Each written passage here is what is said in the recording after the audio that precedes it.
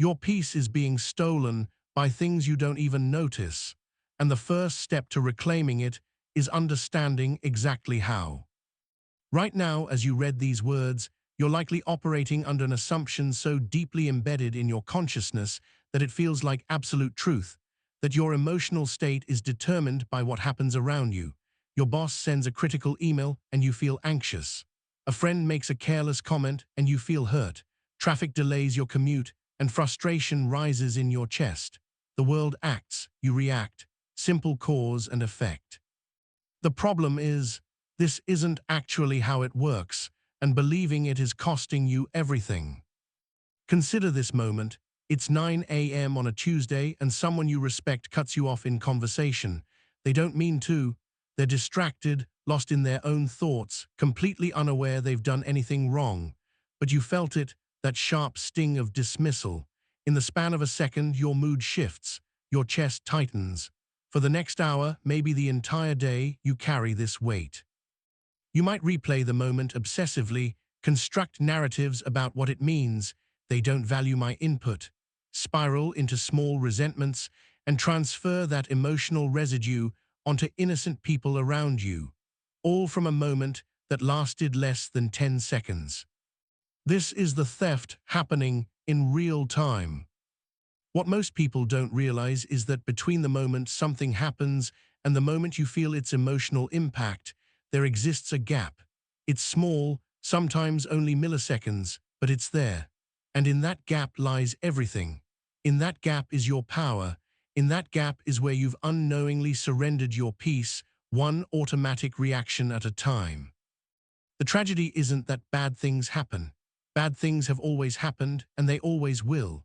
The tragedy is that we've been taught to believe we have no choice in how we respond to them. We've accepted the fiction that emotions simply arrive, unbidden and unstoppable, and we're merely passengers along for the ride. So we hand over authority to the words of others, to circumstances beyond our control, to the emotional atmospheres we absorb from everyone around us, and we call it being human. We normalize the experience of being hijacked. But here's what changes everything. You don't actually react as quickly as you think you do. When someone speaks harshly to you, you don't instantly feel hurt. First, your mind registers the words. Then, and this is crucial, your mind creates a story about what those words mean. It's in that story creation phase where the damage happens. You interpret their tone as rejection. You assign meaning that wasn't necessarily there. You connect it to old wounds, past rejections, fears about your worth. And only then do you feel the emotion. The emotion isn't the primary event. It's the result of a choice you made in that invisible gap, the choice to accept a particular interpretation as absolute truth. This is happening constantly, and you're almost never aware of it. Walk into a room where people are discussing something serious, and you'll absorb the tension without a word being said to you. Scroll through social media for 15 minutes, and the anxiety of strangers, people you don't know, situations that have nothing to do with your life, becomes your anxiety. Spend time with someone in a bad mood, and somehow, mysteriously, your mood deteriorates too. We are like emotional sponges, soaking up the energy around us as if it were our own, as if we had no choice in the matter. We also live under a tyranny of rigid expectations. Life should unfold a certain way. People should behave in certain ways. Opportunities should arrive on a predictable timeline. And when reality deviates from these mental blueprints, which it always does, we suffer. Not because reality is wrong, but because we've decided it should be something other than what it is. We hand over our peace to the gap between how things are and how we think they should be. The most insidious part of this theft is that it happens so smoothly, so automatically, that we never notice. A difficult moment arrives, we react instantly without pausing, and we blame the moment for how we feel. We say, well, of course I'm upset, look at what happened. We never ask the question that changes everything. What exactly am I doing in the space between what happened and how I'm choosing to feel about it? This is where the ancient Stoics understood something modern psychology is only now rediscovering. The power isn't in controlling the world. The world will remain chaotic, unpredictable, and largely indifferent to your preferences. The power is in controlling the only thing you actually can control: your interpretation of events, your response to them, and your relationship to the story you tell yourself about what they mean. Between stimulus and response, there is a space. In that space is our freedom and our power to choose our response. In that space lies our peace. And right now, without even knowing it, you've been leaving that space empty, letting automatic reactions fill it instead of conscious choice. The first step to becoming emotionally unforgettable isn't about suppressing your feelings or pretending things don't matter. It's about recognizing that you've been giving away your peace without even knowing you had it to give. It's about understanding that the theft can stop, not because the world will become easier, but because you'll finally step into the gap and claim what's always been yours. Now that you understand the theft is happening, the question becomes, how do you stop it? The answer lies not in willpower or positive thinking, but in developing specific practices that expand that crucial gap between stimulus and response until it becomes wide enough for you to consciously choose. The practice of pause, creating space for choice. The first tool is deceptively simple: pause. Not ignore, not suppress, not deny, pause. When something happens that triggers an automatic reaction, the impulse is to feel it fully and immediately act from that feeling. Instead, introduce a moment of stillness. This might look like taking 3 conscious breaths before responding to an email that frustrates you. It might mean closing your eyes for 5 seconds when someone says something that stings before you react. It might mean walking away from a conversation that's escalating before you say something you'll regret. These aren't acts of weakness, they're acts of reclamation. What happens in that pause is remarkable. Your nervous system begins to regulate. Your prefrontal cortex, the part of your brain responsible for reasoning and choice, has a moment to activate instead of your amygdala running the show. That 3-second pause isn't nothing. It's the difference between being controlled by your emotions and directing them. It's the gap expanding from milliseconds to actual seconds, giving you room to move. Start here, in every heated moment, every moment when you feel that automatic reaction rising. Pause, breathe, observe what's happening inside you without. This single practice, repeated consistently, begins to rewire the pathways that have been hijacking your peace. Separating event from story, the gap where suffering lives. Here's what most people never distinguish: what happened and what you've decided it means. These are 2 completely different things. Someone doesn't text you back for 8 hours. The event is simple, no text, but the story you create might be elaborate. They're upset with me, I've done something wrong, they don't value our friendship, I'm going to lose this person. Notice that none of that was in the event itself.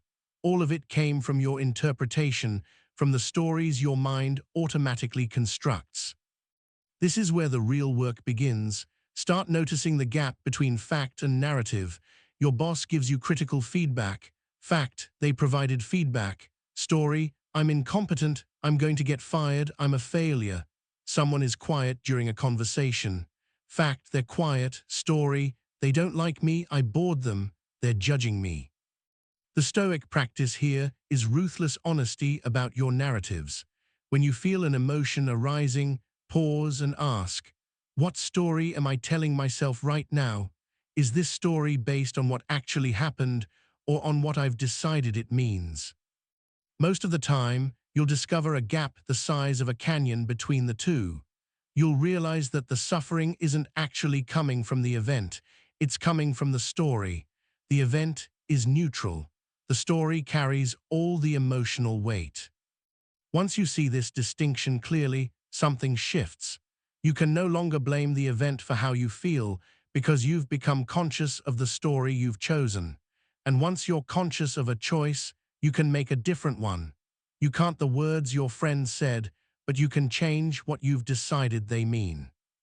Emotional boundaries through discipline, the art of non-absorption. You are not a sponge. You don't have to absorb the emotional atmosphere of everyone around you. But reclaiming this requires discipline, not coldness. Discipline means noticing when you're absorbing someone else's anxiety and consciously deciding not to. It means being present with someone in their struggle without taking on their burden as your own. It means recognizing the difference between compassion and absorption. You can care deeply about someone's pain without making their pain your pain. This looks like someone comes to you upset, and instead of immediately matching their emotional intensity, you pause, you listen, you remain steady. Your steadiness actually becomes more helpful to them than your matching their panic would be. You can support someone far better from solid ground than from the quicksand of shared panic. With social media, it means recognizing when you're absorbing the anxiety of strangers and consciously choosing to step back. With difficult people in your life, it means setting boundaries not out of coldness, but out of self-respect and clarity. I care about you, and I can't absorb your emotional state right now. I need to protect my own equilibrium so I can show up as my best self. This isn't selfish. It's the only way to actually be useful to anyone. Reframing expectations, the liberation of accepting reality. Much of our suffering comes from a single source, the gap between how we think life should be and how it actually is. We should get the promotion. Our partner should understand us without explanation. The project should go smoothly. Opportunities should arrive on schedule. And when they don't, we suffer, not because reality is wrong, but because we've made reality wrong by deciding it should be something else. The Stoic reframe is radical. Reality is exactly as it should be because it is. That's the definition of should. What is happening is what was always going to happen, given all the conditions that led to this moment. Fighting reality is fighting the structure of existence itself. This doesn't mean passive acceptance or complacency. You can work toward change while simultaneously accepting what is. But the suffering, the emotional turbulence, comes from resistance to reality, not from reality itself. The moment you stop with what is and start responding to it clearly, your emotional state stabilizes. Energy, not emotion, directing the raw power. Here's something most self-help advice gets wrong. You don't need to eliminate intense emotions. Anger isn't the problem. What you do with anger is the problem. Fear isn't the enemy. Unconscious fear ruling your decisions is the enemy. The Stoic approach is to recognize intense emotions as energy, raw directional power, rather than as problems to suppress. Anger is intense energy. Fear is intense energy. Passion is intense energy. These aren't flaws in your system, they're fuel. Instead of trying to eliminate these feelings, learn to direct them. Anger at injustice can fuel action toward change. Fear can sharpen your focus and preparation. Intensity can drive you toward meaningful work. The question isn't, how do I stop feeling this?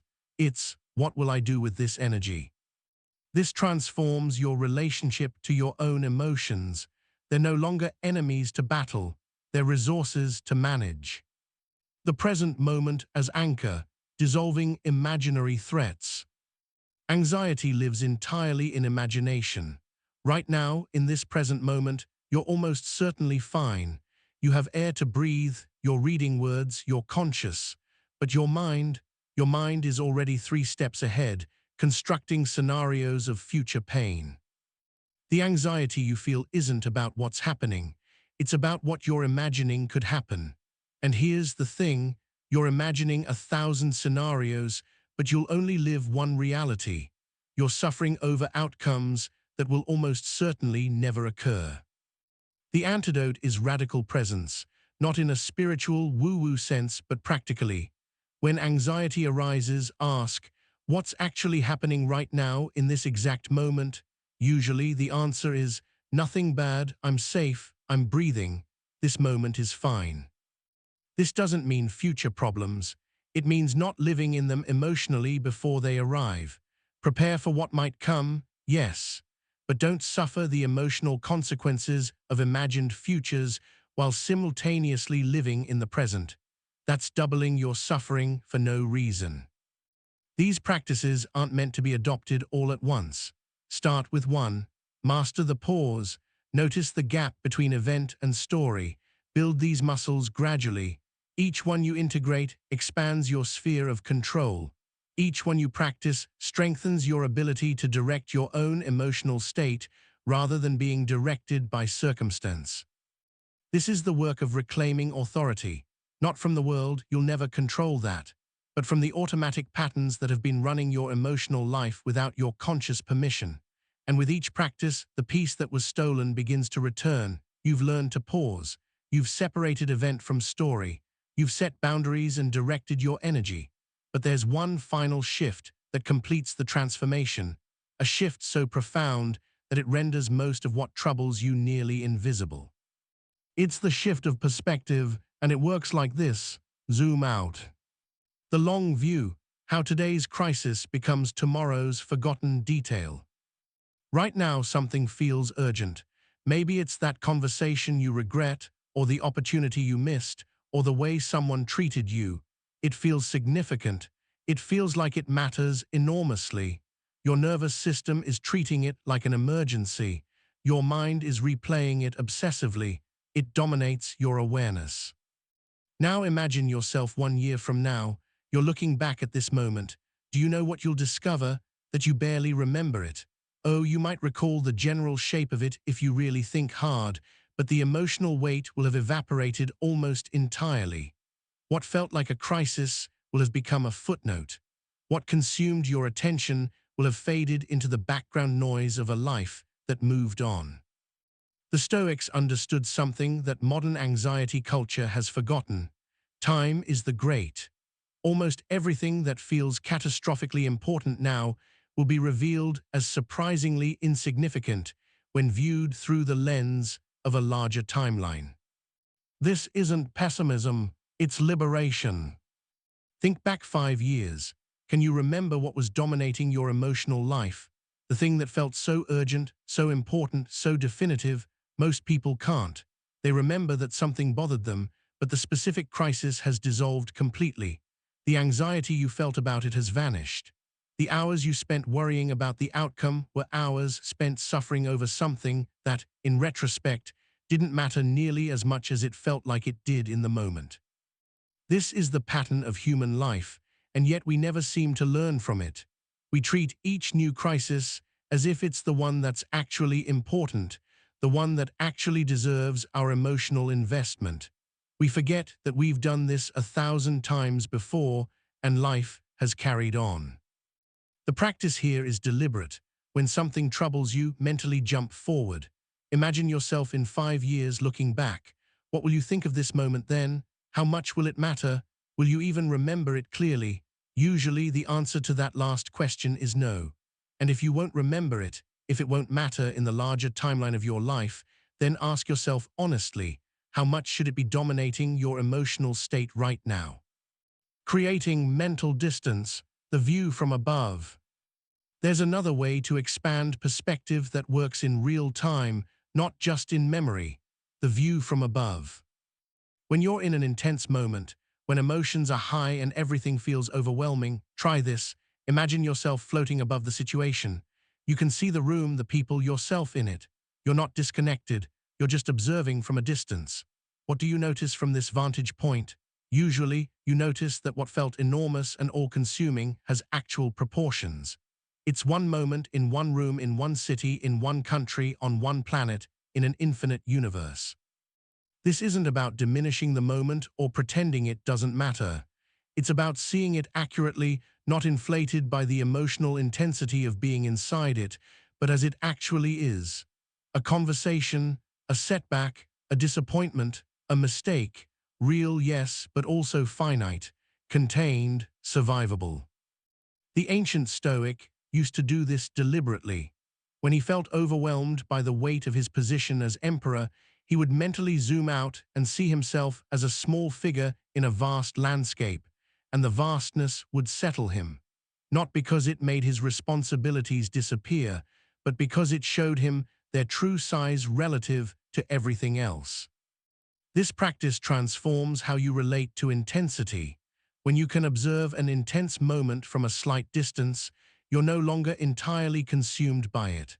There's a part of you that remains steady, that can think clearly, that can choose your response rather than being swept away by the emotional current. The insignificance paradox, when urgency dissolves. Here's the paradox that reveals everything. The things that feel most urgent and important now will fade with surprising quickness. And the things you thought didn't matter much, a conversation with a friend, a moment of beauty, a choice to be kind, those often persist and shape your life far more than the crises did. We get this completely backwards. We invest enormous emotional energy in what feels urgent. We lose sleep over it, carry it with us all day, let it poison our interactions with others. And then a month later, we barely remember what the urgency was about. Meanwhile, the small, quiet moments, the ones that didn't feel important at all, become the actual texture of our lives. They're what we remember. They're what shaped us. The Stoic insight is that urgency and importance are not the same thing. Something can feel urgently important and actually be trivially small. And something can feel small and quiet and actually be profoundly important. Most people spend their lives reacting to what feels urgent without ever asking whether it's actually important. What changes when you truly internalize this? Everything becomes lighter. You stop taking the urgent things so seriously. You start recognizing that the small, steady moments, showing up consistently, being present with the people you love, doing your work with integrity, these are what actually build a life. The crises come and go, but the steady base remains. Control is perspective, the ultimate realization. Here's what finally sinks in after practicing these Stoic principles. You never needed to control the situation. You needed to control your relationship to the situation. And controlling your relationship to something is almost entirely a matter of perspective. You cannot control whether people will criticize you, but you can control whether you've decided their criticism defines you. You cannot control whether you'll face setbacks, but you can control whether you've decided setbacks are evidence of failure or simply part of the process of moving forward. You cannot control whether life will be difficult sometimes, but you can control whether you've decided difficulty is unbearable or simply the texture of being alive. This is why the Stoics could be calm in circumstances that would devastate most people. It's not because they didn't care. It's because they understood that their peace didn't depend on circumstances being. Their peace depended on their perspective being clear. When you finally grasp this, you stop trying to control the world.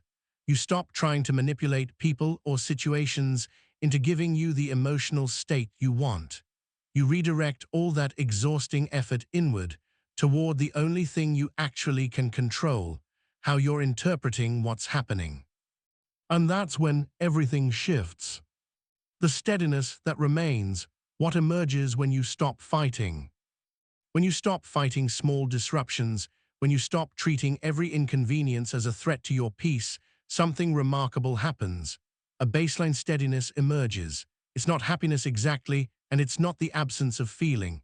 It's something deeper, a quiet confidence that you can handle what comes, that you've handled difficult things before and you'll handle them again.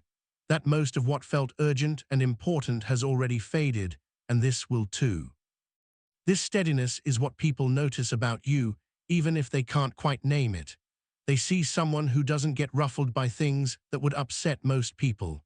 Someone who can be present with them without absorbing their panic. Someone who seems to move through difficulty with a kind of grace that has nothing to do with things going well and everything to do with how they're relating to things going wrong. This is what it means to be emotionally unforgettable, not because you're always happy or always performing, but because you've become genuinely unshakable. Not in a cold way, but in a grounded way. You feel things, yes. You engage with life, absolutely. But your core doesn't fracture when circumstances don't go as planned. Your peace doesn't evaporate when things become difficult. You've learned that your emotional state is yours to direct, not the world's to determine. The final truth, peace was never external. This is where it all comes together. You began believing that your peace was at the mercy of circumstances, that you needed the world to be a certain way to feel okay.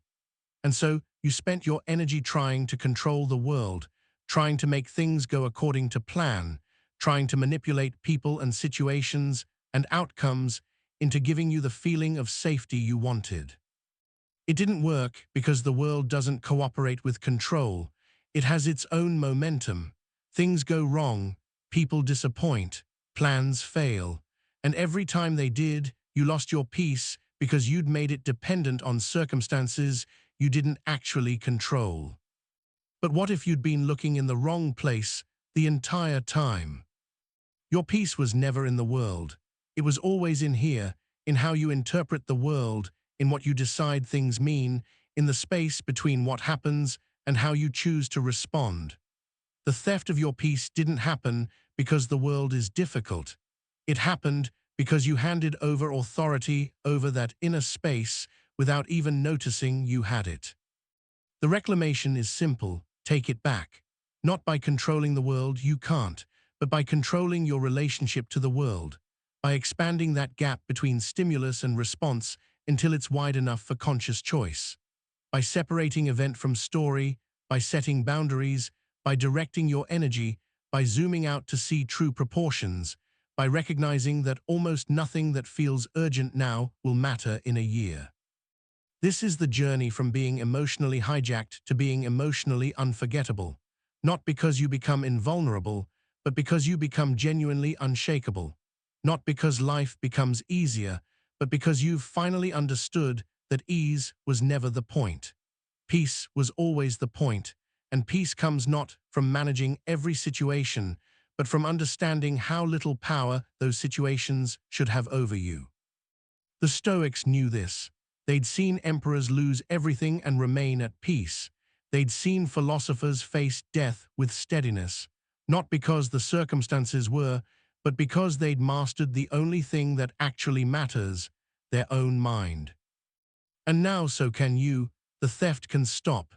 Your peace can be reclaimed, not when circumstances finally go your way, but right now, in this moment, by choosing to see what's actually happening and consciously directing your response to it.